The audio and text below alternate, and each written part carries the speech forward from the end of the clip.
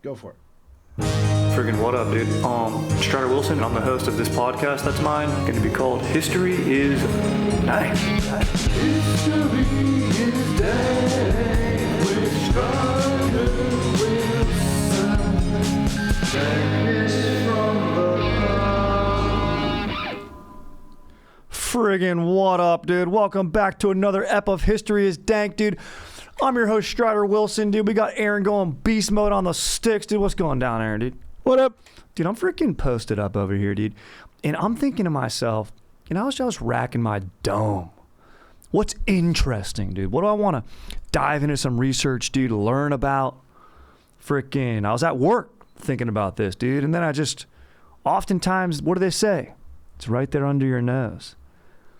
And I'm at work, parking whips, scoring fat tips, dude. And I'm parking cars. And I go, dude, we've done the history of valets, which was a sick-ass ep way back, throw deep. I think that was ep 5. Go discover, guys. Go discover episodes. And I go, dude, what about like a classic car? Because people always ask me at valet, hey, what's your favorite car? I go, the classics. And it's true. The classics are the sickest to drive, dude. American muscle, dude. Sexy European cars, dude. Sexy cars, dude, And I go, what are the most iconic cars of all time? And then I thought, how sick would it be if that's a dank off? We've got a dank off, baby. We're doing iconic cars. We're going to get into the criteria, how to define that. I've selected 5. Okay, it was very tough. Okay, very tough. In my opinion, I'm going to go through them in no particular order. Then at the end, Aaron, the frickin' legend, and I will sort of not delineate, that's the wrong word, but we will, I suppose, fucking talk, dude. Deliberate. That's it. Yeah. Deliberate. What I used to tell my mom I was doing in the bathroom for 45 minutes. I'm deliberating.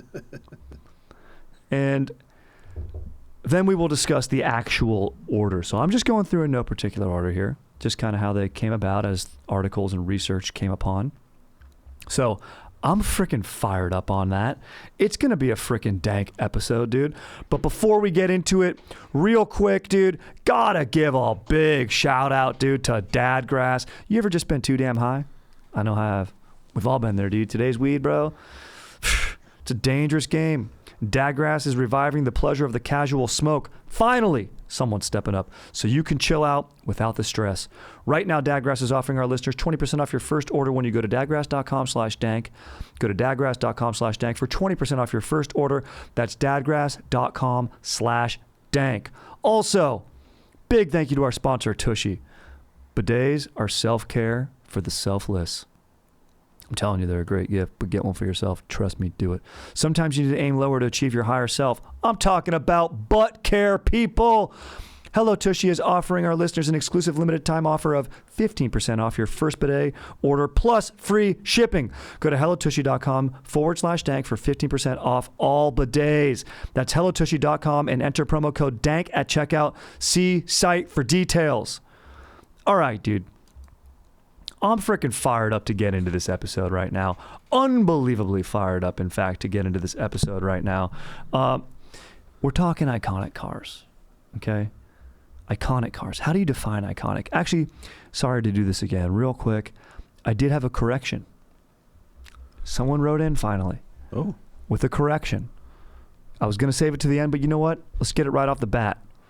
Good ass dude. Colton, what up? Great tone on this guy, too. Goes, Dear Strider, as a fan of your podcast, I wanted to bring your attention to an error that you and many others make when using the word theory. You use the word theory as a synonym for guess, but theories are essentially one step below a law. They're based in fact and repeatedly tested. They're based on fact and repeatedly tested to ensure accuracy in explaining phenomena in our world and environments. Misusing this word creates confusion and mistrust when we try to explain science to the public. This benefits industries that gain from an undermined confidence in scientific consensus and fuels climate. Yeah, he says this fuels climate change deniers and creationists. There are many specific scientific words with incorrect colloquial meanings, and fixing this will help with public outreach and social progress. Sincerely, Colton. It's true, dude. Yeah. He's not wrong. And I have done that. I go, it's just theory. like really like kind of maybe throwing it under the bus, but that is true. Theories are created by smart ass people. Not always smart ass people, dude. I know some people do. They have some dumbass theories based on, just facts of their own existence, where they're like, dude, So I like. Like in the scientific method, you got your hypothesis first. Yep. That's your guess. Mm-hmm. And then you test and you test and you set up experiments, and then you have a theory once you get to. Yeah, like I have a scientific pretty method. sure, but it could still be overturned at some point. But as far as we know now. Yeah, when I was doing econ in college, we would use a ton of theorems. These are just theorems. They're not fully facts yet. They're not laws, mathematical laws. Like, Pythagorean theorem, right? I'm probably convoluting that. Maybe I'll have to back off that theories and theorem. Maybe that's just a little bit sicker, but I just liked that those words sounded tight, dude. In my scientific, but I do have a sick ass scientific method where it's like, dude, every time it's hoodie weather here in SoCal, dude. So I've been throwing on the hoodie and I like to post up at the bar and just see how many freaking daps I can get from just strangers, dude. My hypothesis is greater than 7. And there might only be one dude in there. We're just freaking tapping each other up all night. So that freaking hits hard. So I got to thank Colton for that. And I will, going forward, I got to give theories their respect. It's not a guess. Most people guess. Although it is annoying how after 9/11, every dude was like a genius about the temperature steel melted at.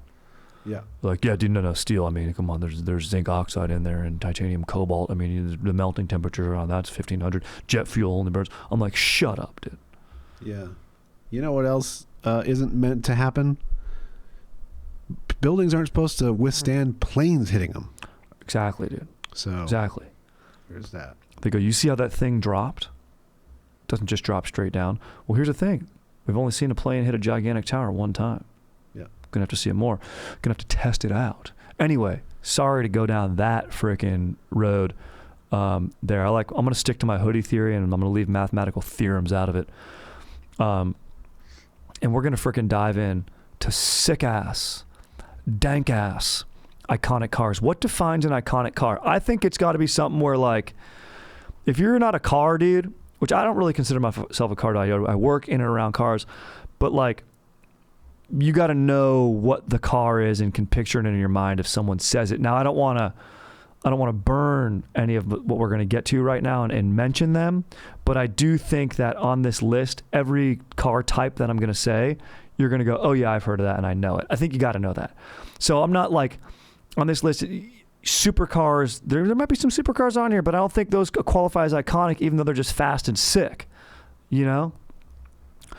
Being fast and sick does help you become iconic. That will help. Maybe being ubiquitous, that also helps. Maybe being in pop culture, that helps. So, Joe Nobody, just coming off the street, looking at that car, you pull back a curtain and they're going to be able to say exactly what type of car it is, Yeah, very distinct style and shape. Yep. Yeah. Distinct style, shape, maybe mass-produced, but maybe also rarely produced could also make it iconic. So that, there's a differentiation there, but both equally can hold sway in this list that we're about to freaking dank off, dude.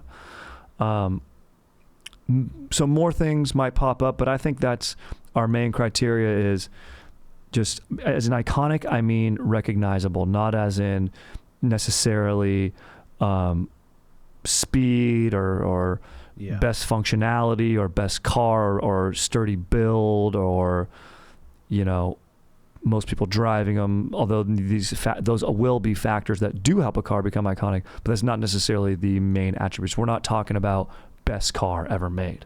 No. Because that's just a convertible, baby. You know what I'm saying, dude? Just cruising around Miami, dude. Picked up, convertible Craig. He's going to show up in this app sometime. Going down there, by the intercoastal in Florida, best state in the world. Cruising around, topless, and I ain't talking about the car. Talking about the ladies I'm with, and I'm riding bottomless. That's right. Huge pervert. Like to drive around with a boner. Oh, yeah. Oh, yeah. Florida's the last state I'm allowed in, baby. Luckily for me, I'm out there in the glades. Out there in the glades driving around. I'll drive a car straight into a swamp. Don't care. Ready to go. Wrestle a gator. Gator with no teeth? Sure. I go. Anyway, let's get into this list, guys. I've freaking delayed long enough. Oh, I'm sorry. By the way, I saw a guy driving it with his convertible top down on the freeway yesterday when I left here, and it was like, I mean, in the 50s when I left here. Oh, yeah. Savage. That's a good move. That's a good power move, dude. You know, here's the thing. If you get a new job, people will judge you by your car. Oh, you're a Prius. Oh, you're a big truck. Oh, whatever. You know, how do you vote? You know, leave that out of the car that goes on both sides of the aisle is a sick-ass convertible. Get yourself an old Miata.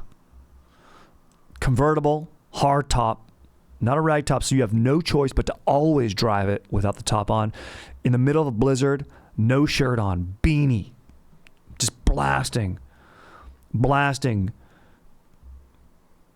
I like pina coladas. And you pull into work like that, everyone in the office is going to respect what you have to say. How red your skin's going to be, dude. Frostbit. So chill. Just got to drive to work fast enough, dude. All right. Now remember, in no particular order, we're going to do the debating afterwards. Okay? Okay. What the hell was the word that you said again? Deliberate. We're going to deliberate afterwards. First car, the Model T. Okay?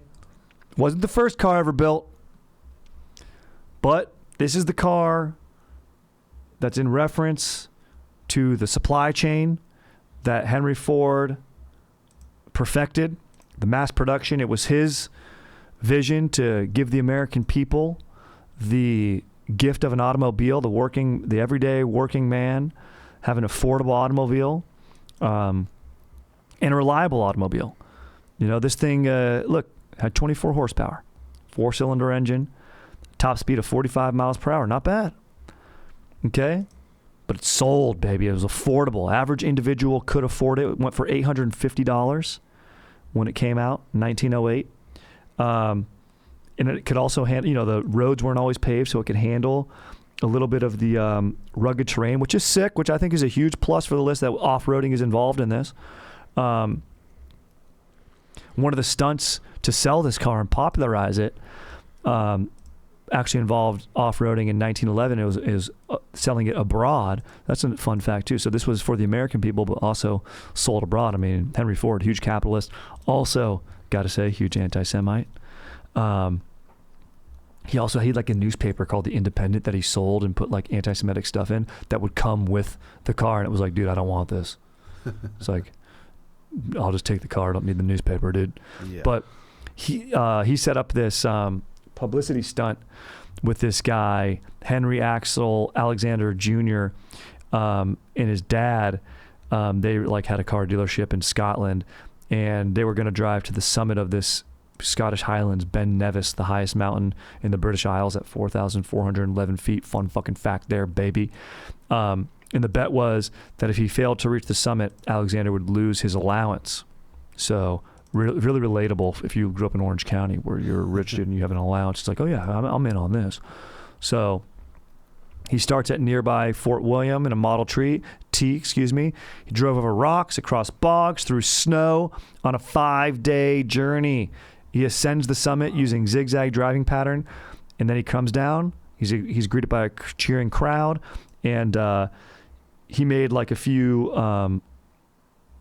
like brake adjustments, I guess. He had to maybe work on the brakes to get back to his dad's dealership in Edinburgh. But following that, over 14,000 Model Ts were sold in the UK. Boom!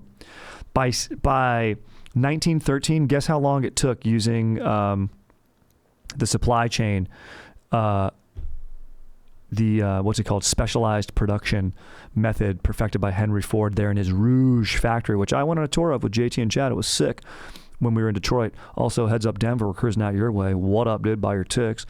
And guess how long it took to build a Model T?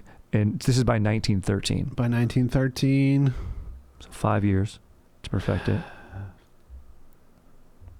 4 days. 6 hours. 6 hours. Wow. 6 hours. Today, F-150 is the highest selling car in the United States. A new F-150 is ordered every 42 seconds. Wow. And they're able to build one every 53 seconds. Wow. Yeah.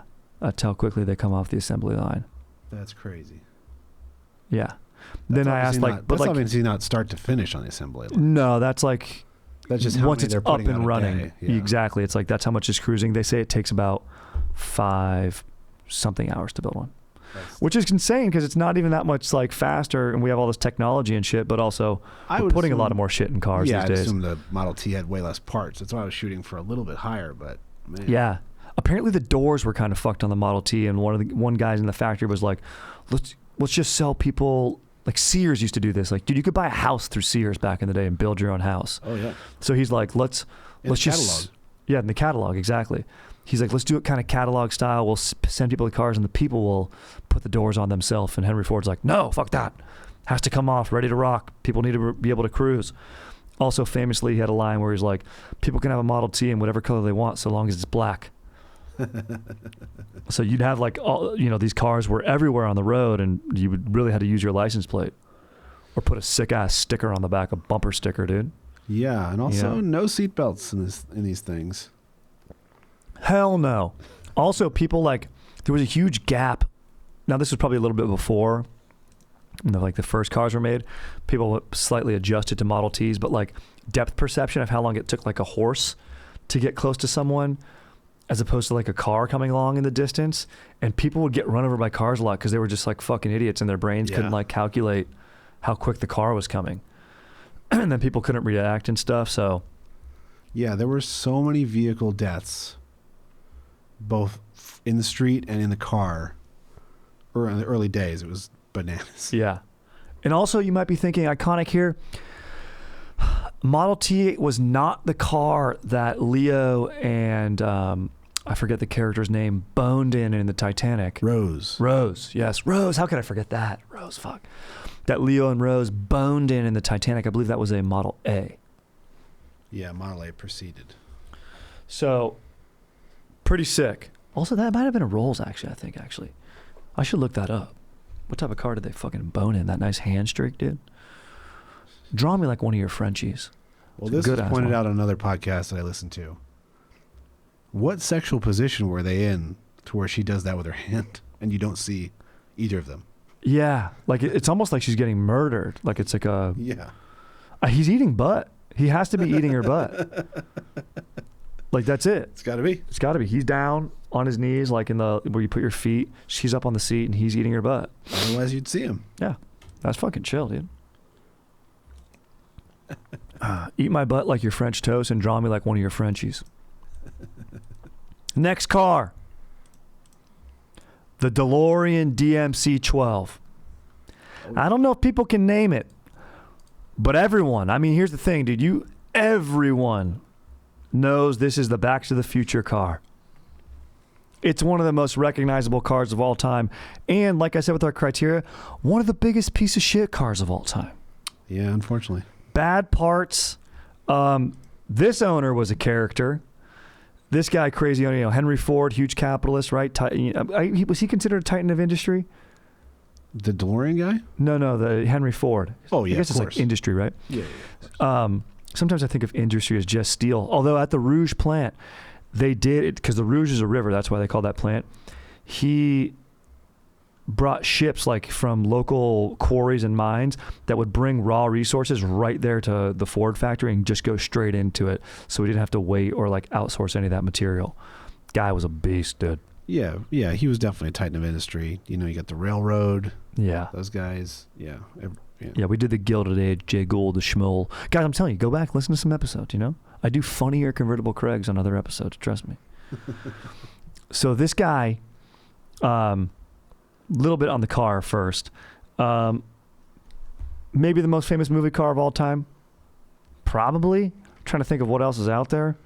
Yeah. You got your Bond cars. Yeah, but those are all a little different. The Ghostbusters. Sick. You're right. But I think The I think A-Team DeLorean- car is sick. The yeah, Batmobile, the but that's a fake Batmobiles. car. Batmobiles are different though, but yeah. This is the DeLorean. You got TV, you got Kit, Yeah, you got the Knight Ferrari Rider. from Knight Rider. the Ferrari from Magnum PI. Yeah, that's it. Magnum PI. That's what I mean. Do you know they actually took the real engine out of that because it was too loud to like film with, and they put just a Honda engine in there. Oh yeah, now I'm sure it's fully electric. Yeah. So the DeLorean DMC-12 it's a piece of shit.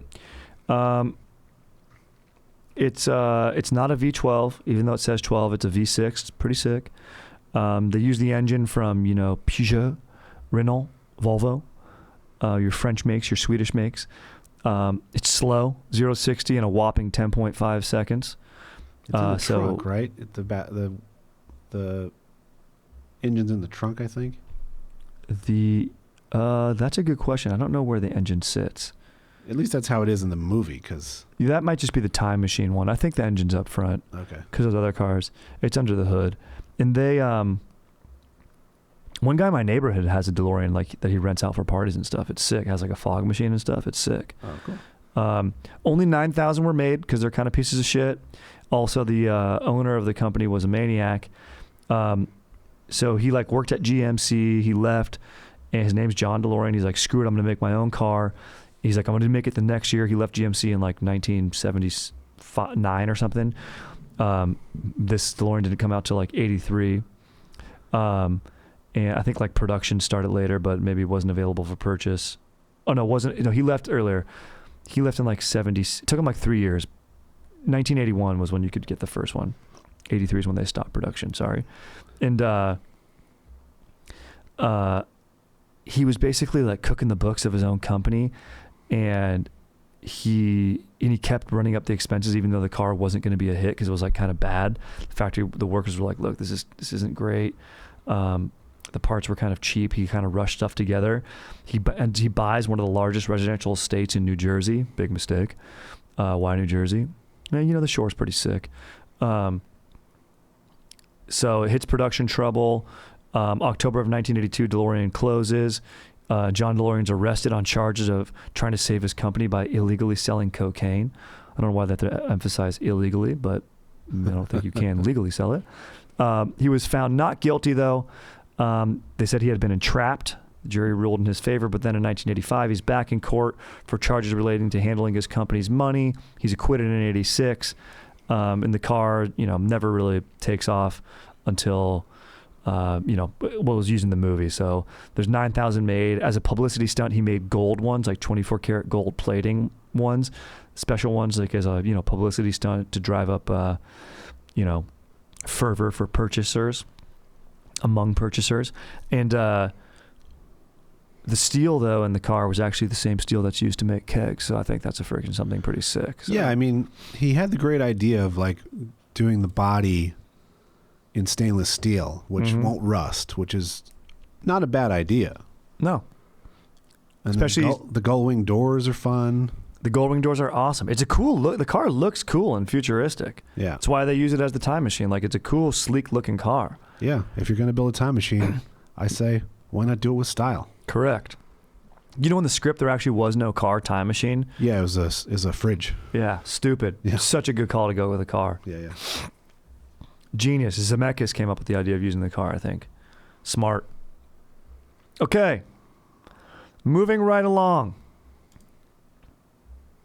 If you've got a small penis, what are you purchasing? A Porsche. Everyone knows that.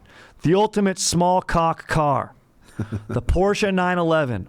First unveiled to the public 12 September 1963. Launched at Frankfurt International Motor Show. Full production doesn't begin until a year later in 1964 at the Porsche factory in Zuffenhausen. So there's been 8 different iterations of Porsche throughout the years. The original 911, the G series is 964, 993, 996, 997, 991, 992. Seinfeld owns them. He owns a ton of them. Cool. I've parked one of his Panameras, arguably the lamest of the Porsches. The Taycan, the new electric one, pretty sick. But we're talking 911 here. The Porsche 911, this is the iconic Porsche Carrera 911. You know, Targa is my favorite, actually. You know, they have slight little body types and packages on the cars. That's what those little delineations are. Not a big fan of the Cayenne. No, the SUV, no. Yeah. The Macan's a little compact, nice, sporty, can move. But yeah, the Cayenne, you know, if you're going to get a sports car, why are you getting in an SUV? Yeah. If you're going to get something that's going to move, you know, like that's what I don't understand about the Lamborghini Urus. Yeah. No. Get a Lamborghini Diablo. Be cool. Aventador, something. Huracan, come on. So it's pretty sick. It was originally called the Porsche 356, but then there was, you know, dispute among this French car manufacturer popping up again. And I always say it wrong. Peugeot. And that's why Porsche went with 911. Ended up working out. It's sick. You know, it's one of the only cars, you know, this is quoting Porsche. The 911 is the only car that you can drive from an African safari to Le Mans, then to the theater on the streets of New York. That's how you have to speak in that accent when you talk about it. I'm going to hard disagree on that. Yeah. You can't drive it in an African safari. Yeah, I don't think... Dude, actually, they do have sick-ass off-road models. Yeah. They beef them up. Yeah. Byron Bowers has one. He loves them. Yeah, like no, you can't just drive a Porsche low to the ground in an African safari. No. But no, dude, have you seen these things that are beefed out with like the off-road tires? Yeah. But it is low to the ground, exactly. It's not like... You can't do a this isn't your 911. first... You're Yeah. getting a Range Rover Defender, dude. Yeah. Fucking Jeep or something like that, dude. Okay. So we're cruising right along. We got 2 more on our list. Then we're going to start our delineations. Okay? But before we do that, have you ever just been too damn high? We've all been there. With today's weed, like I said, it's a dangerous game, bro. Dadgrass is reviving the pleasure of the casual smoke so you can chill out without the stress, okay? And even if you're looking for a new way to transition from on to off after the workday that won't leave you with a hangover or feeling groggy in the morning, Dadgrass, what up? Federally legal CBD joints that feel like having a glass of wine or 2, not the whole bottle, okay? All Dadgrass is legal, organic, smokable hemp that relaxes your body and mellows your mind. All Dadgrass products are federally legal for ages 18 and over, and it ships right to your door anywhere in the USA, and it's TSA approved, dude. So take it home for the holidays. They're great stocking stuffers, dude. I'm all about those pre-rolled joints, dude. I like to mellow out with one of those puppies before watching a sick-ass show with my dank-ass wife, dude. So I'm telling you right now, dude, that's how I get my mellow buzz in a chill way. And send them to your friends, dude. You know, if you're going to give a gift, give something that you'd like. That's what I think. Don't try to make someone else happy. Go, hey, I like this. I want to share what I like with you. So I think they make great stocking stuffers. And right now you can get a great deal because right now Dadgrass is offering our listeners 20% off your first order when you go to dadgrass.com/dank.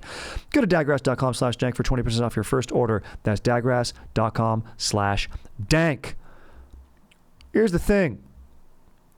Relaxing dumps are great, but dealing with the aftermath, not so much. Wiping your butt only spreads poo around it.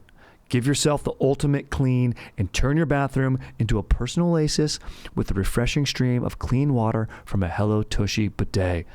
I swear by these things. I'm telling you. My boy Jeff got me one back in the day. He got me my bidet. Sick rhyme by me. Thank you. And I'll give them as a gift. I'm getting them for my brothers this year. I'm telling you right now. I'm getting them. I'm using the code that I'm about to give you, and I'm going to get them. And get yourself one. Look, if you don't love your brother, that's fine. I'm sure you want to love a clean butt. I love it. Endless wipe, gone. Feeling so much better now that I have my bidet. Okay? And look, make your pooping up experience even better. They've got like this, I want to say, little additions to the bidet. They got the precision nozzle adjuster, offering a targeted stream that provides an effective yet gentle clean that is 2 times better than the wiping alone. It's also eco-friendly. It's going to save you on toilet paper. You're going to be saving dough, okay? That's what I'm telling you, all right? 30-day hassle-free, okay? Return 12-month warranty. Join over 1 million people, real human who poo, who have made the switch. I'm one of them. I love it. So right now, Hello Tushy is offering our listeners an exclusive limited time offer of 15% off your first bidet order plus free shipping, okay? Go to hellotushy.com/dank for 15% off all bidets. That's hellotushy.com and enter promo code DANK at checkout. See site for details. All right, dude. Here we go. Speaking of your loving your brother, when you're on a road trip with your bro and you see one of these, what do you yell? Slug bug, boom! Punch him in the shoulder, dude. Punch him in the shoulder. We're talking the VW Beetle / Bug, okay? There's a little, I guess the chastity one, the Beetle's a little longer than the Bug.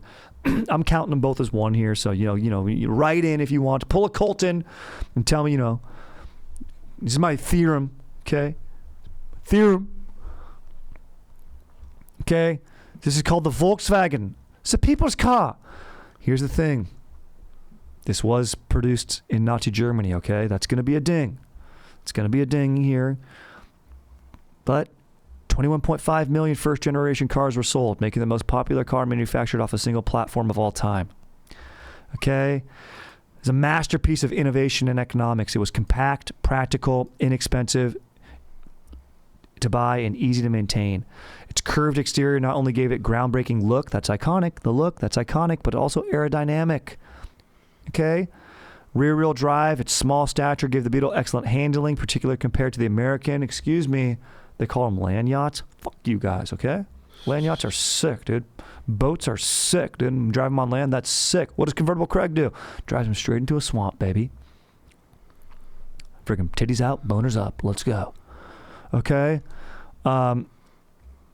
Also inspired the Myers Manx, which is a sick-ass dune buggy. That's kind of where we get the word dune buggy from. Probably seen these. I think they were used in a movie. Herbie, fully loaded. Okay, it's a movie car. Also, every girl's dream in high school when I was growing up was to have a VW Bug, my wife included, that muted light blue or that muted yellow tone, convertible, going to soccer practice. So, pretty nice car for the ladies here. It's been in tons of movies.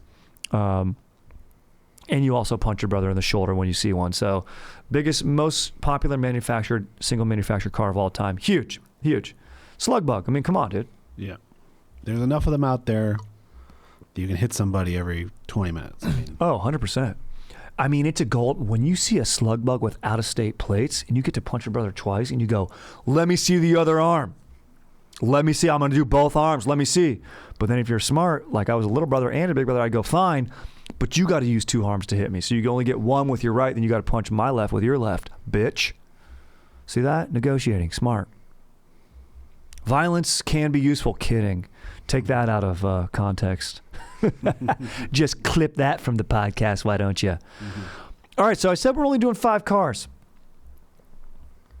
This last one here, I mess up lists. When we do drafts on Going Deep, I always mess them up. I might be messing this one up. I don't know. But how are you not going to have a make from this auto manufacturer on your iconic cars list? Ferrari 250 GTO, 1962. The most expensive car ever sold at auction, $38.1 million. Jesus.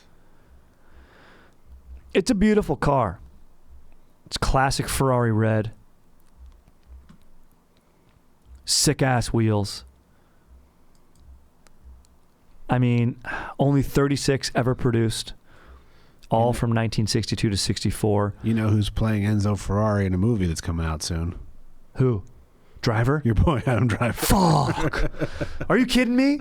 Yeah, he's got like short hair. It's great. Of course. Everyone says he's really good in it, though. Of course he's good. That's the problem.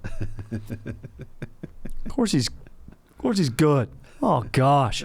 That's the thing about Ferrari. We love and hate Ferrari. Ferrari's weasels. They're weasels. Yeah.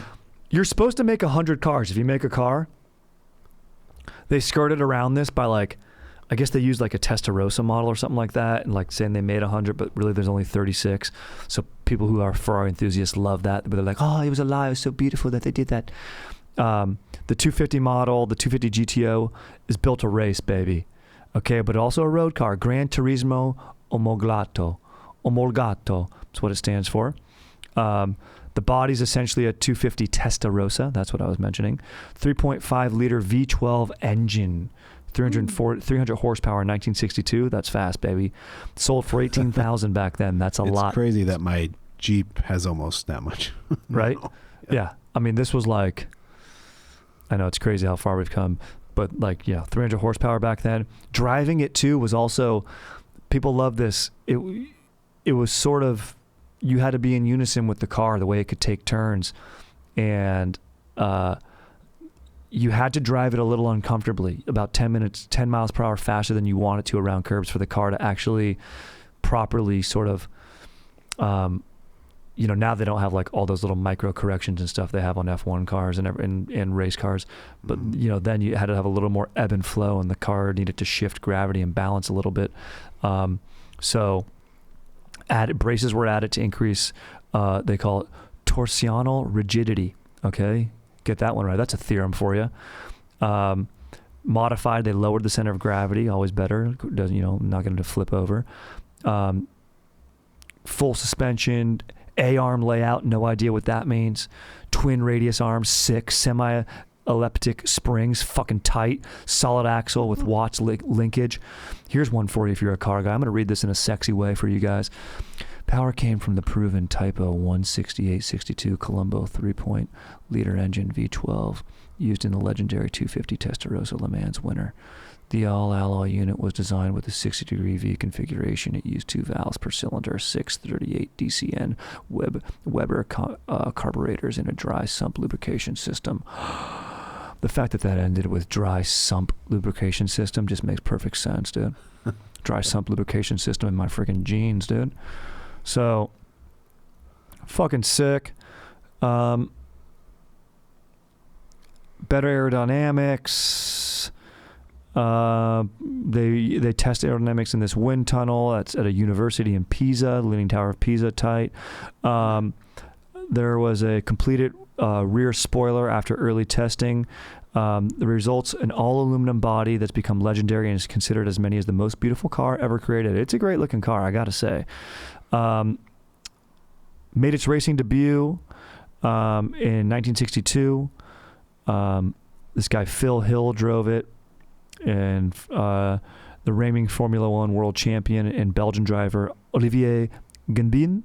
The two managed to finish second behind Ferrari 250 Testarossa. So apparently that's still a better car, but this one's, or maybe it was just driven better. Maybe these guys just had to test it out. So I love that it also only gets second place. It's not like the most winningest car of all time.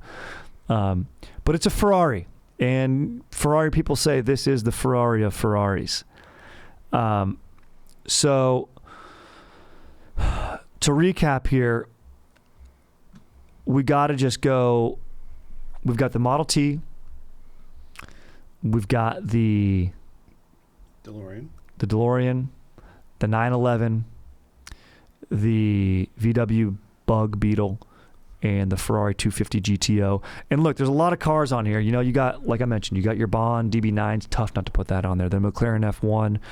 The Lamborghini Diablo is probably the one I left off. I was probably going to put Diablo over the Ferrari, but I was just like, yeah, Ferrari is just the brand. The Mustang, Mercedes SL300, probably like maybe my favorite car of all time.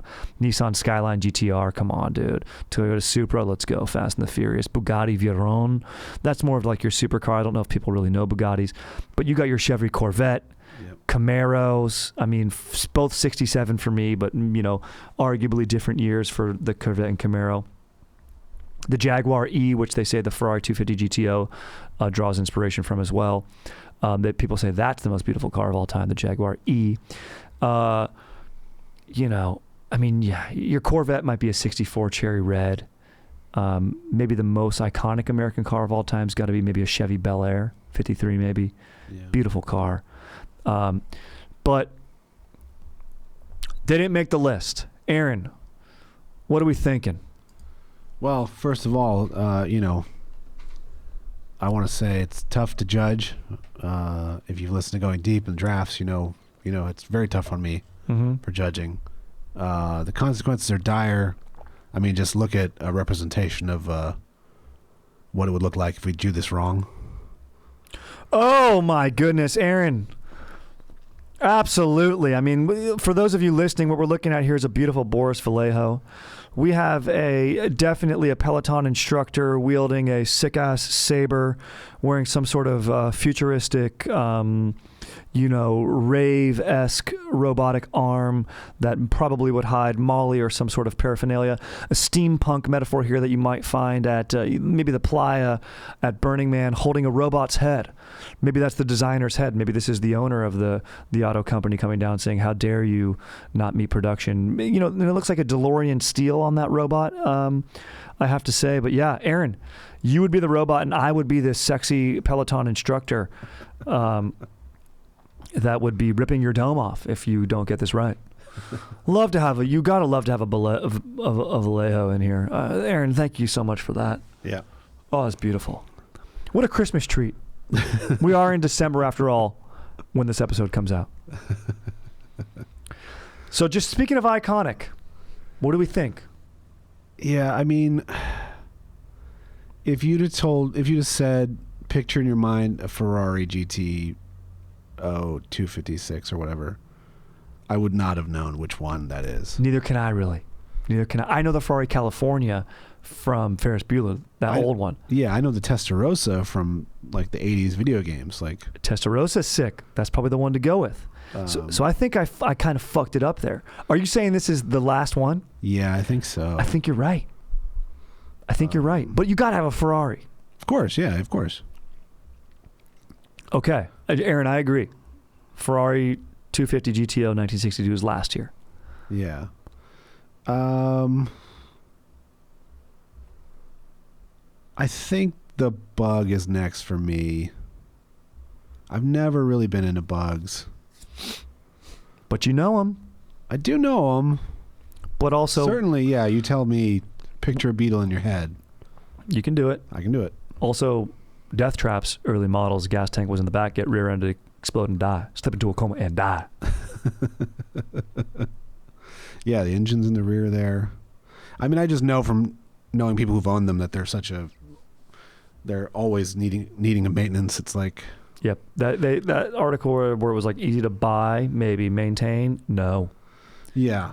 And also called obviously bias here, but like I'm a tall guy, you're a tall guy. Yeah. Getting into a Beetle sucks. Yeah. No. Probably most of these cars, to be honest. Yeah. Not doing it. But maybe the Beetle the worst. I love it. So you're going reverse order right now. I mean, I think you're right there. Also, it's a huge negative. Hitler liked that car. That's a negative, dude. Yeah, I could see a small mustache on the front of that and just be like, no. Oh, imagine if you was a Lyft driver driving that these days. Oh my God, yeah. And you trimmed the mustache on there. No. You're not getting in that one. No. Next, I think I'm going Model T. I like that pick. I think you're right on. I think everything you're saying is right on. Yeah, I mean, I do know what it looks like. But yeah, everyone's kind of heard of it. Yeah, it's just kind of like, it doesn't seem like it'd be fun. No. Old dudes in Velcro shoes like them to drive down parades in small towns, which is sick. Jay Leno, we'll see him occasionally driving one of these down the road. Yeah, he's brought one into the hotel. Yeah. Yeah. And it's cool, but like, the tires aren't that cool. No. I don't know. It's just more of like the history of how influential it was, I guess. Yeah, of course. I mean, it's the first mass-produced car. I mean, it has its place in history. Mm-hmm. But I agree. We want to appreciate this too, and this is where taste comes in. So I love what you're saying. So number 5, we're going Ferrari 250 GTO. Then we got our Beetle Bug VW. Then we got our Model T Ford. Yeah. Okay, let's go. And then for me, I think number 2, as much as I am a huge fan of Back to the Future, I think the DeLorean's number 2. Aaron, I love what you're doing here. I mean, they're cool looking. Although I think, and I'll put it back up on the screen. I mean, when you think of the DeLorean, you're thinking of the whole tailpiece and everything, the big exhaust pipes and the wires and stuff that are off the back of the DeLorean in the movie, and the car itself isn't as cool looking, I don't think. No. Without that. True. I think it was also, maybe it was, I don't think it was used as a submarine in James Bond. I think it was a different car. Yeah, I think it was a different car. Yeah, Spear. They've made all sorts of cars that can kind of do that. Yeah. But yeah, exactly. Like it needs a little dressing up. It's not just on its own. Like if we would have used an Aston Martin DB9, that's just on its own. Of course, it has sick ass, tricks that Q always puts on those cars in James Bond, but it looks the same. Could I point that out? Do I have a picture of that in my head? I don't know. No, neither do I. That's why I left it off the list. Yeah, but I think number one for me, you say, you don't even have to say 911. You just say, picture Porsche in your head. This is the one. Correct. Even a newer model looks almost identical to this. Yeah. You say 911, and I tell you how steel melts at what temperature. Never forget. No, exactly. I agree. It's the small dick car. It's cool. If you make it, they're awesome. They're awesome. It is iconic, and it also does perform. Exactly. It's got form. It's got function. And in my opinion, it is one of the most beautiful cars that there is. I also do love a 67 Camaro. I do love those. Oh, of course. Yeah, I love an American. I love an American car. Yeah. A 60. Yeah. 5 GTO. Yeah, like a Mustang GTO. No, Pontiac. Oh yeah, dude. Like the one in The Faculty. Oh, dude, yeah. Josh Hartnett drives. Hell yeah. Fucking. Those cars are sick, dude. That gives me a boner. Pontiac, yeah. They don't make Pontiacs anymore. Yeah, dude. Yeah. I love those cars. The paint job too. It's black with red racing stripes, thick racing stripes down the middle. Yep. Yeah, that's a great car. If I would have had that car in high school, I mean, my ultimate car, and I know it actually in practicality doesn't run well, is the Knight Rider car. Yeah. I just think it's the sickest looking, the black and the red whoosh whoosh but I know that in reality that car does not handle well. No. It's really bouncy and terrible. But no, but it is iconic. Yeah. But yeah, Porsche 911 I think is our Dank off winner. I think so. I think you're right. It's a freaking Dank off. Before I get out of here, this guy wrote in, and his name's John, is a Dank legend, and he said there's something where you can rent pirate ships. I was like, what are you talking about? What? He's like, yeah, you can get a pirate ship and do whatever you want. He's like, you just got to clear it with the owner first. So I was like laughing about this. I was like, you can kind of do that on any boat. You just got to clear it with like the dude who run, like the captain, right? Like, also it's hilarious that he emailed me. He's like, it was funny. He emailed me. He's like, dude, bro, you love pirates. He's like, you can get a pirate ship and just go freaking do whatever. I'm like, yeah, I know, but there's probably consequence. And also, I don't want to do anything that crazy. I just kind of want to have like a pina colada on a boat. Yeah. Freaking smooch my wife. Is there, yeah. And then do the thing where you wave at people on other boats. You always wave at people on other boats when you're on a boat. Like someone else will sail it for you, but you just get to be on it and do whatever. Yeah. Basically, I was like, he's like, you can do whatever. You want to kill someone, dude? Take them out on a boat, dude. I mean, you can certainly rent a yacht too, but like. Yeah, in Cabo, it's the sickest thing ever, dude. When we sent my freaking boys in Cabo down to the beach, SEAL Team 3, and they invited some ladies from a bachelorette party to the bachelor party. It was amazing, dude. The single dudes went down there. It was awesome, dude. It's one of the most epic things I've ever seen in my life. And we didn't even need to do anything crazy. The captain was like, of course this is allowed. Yeah, but you're not going to get on a pirate ship, make your buddy walk the plank. Yeah, I don't want to do that. I don't exactly. It's another boat. Yeah, exactly. I don't need to do anything like that. Go and, create a blockade at a harbor or something like that. No. No, but sick. But I like that. That's something that can happen. I'm interested to watch a YouTube video about it. Yeah, probably a harbor in Florida. It's probably where you can get that. Yeah, Tampa. We're going out of Tampa. Tampa for sure. All right, dude. I want to just, dude. I thought I was like, did you see the Tampa Buccaneers? I was like, what if there's a captain that runs a boat called the Tampa Cuccaneer, and you just go out on his boat and just a bunch of dudes get cucked. Yeah. It's just a bunch of dudes on a boat while their wives are getting boned back on shore by the captain and his friends. And they let you just go out and try to sail. That's all sailing is, dude. Trying to figure out and get back to the harbor on time before your wife finds out how bad you are at boning. Called the Tampa Bay Cuccaneer experience. That was the whole plot of Captain Ron, right? Yes, exactly. Just looking at Kurt Russell and Martin Short just being like, this guy's going to fuck my wife. Exactly, right? Dude, exactly. That's the whole movie. And it's so funny that like people who appreciate like clean humor, they're like, it's just a good old fashioned funny movie. Like, you know that's what that's about, right? Yeah, but it's charming, fun, classic movie. It's about cucking. But then they don't want to go on the Cuckaneer experience out of Tampa Bay, Florida. Oh, too good for it. $69.99 per couple. Okay. All right, that's it for this app, dude. Freaking questions, comments, suggestions. Let me know about some sick cars. Put them in there. Leave a review. It always helps out. Freaking stay stoked, and we'll catch you bros on the next one, dude. Let